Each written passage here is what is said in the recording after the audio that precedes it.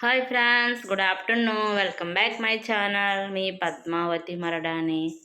ఇవాళ వచ్చి మా ఇంట్లో స్పెషల్ ఏంటంటే చూపిస్తారండి. చుక్కకూర ఎండు చేపలు, చుక్కకూర ఎండు చేపలు టమాటా వేసి కర్రీలా చేశాను అనమాట. బాగుంటుంది టేస్ట్. ఎలా ఉంటుంది అంటే మనకి గోంగూర ఎండు వండుకుంటాం కదా, ఆ టేస్ట్ ఉంటుంది అన్నమాట. ఎప్పుడైనా ట్రై చేయకపోతే ఒకసారి ట్రై చేసి చూడండి, కామెంట్ చేయండి. ఇంకా దీంట్లో వేయించినవి కొన్ని ఏమో తీసాను, మా పిల్లలకి ఇష్టమని ఒక 5 తీసాను అనమాట.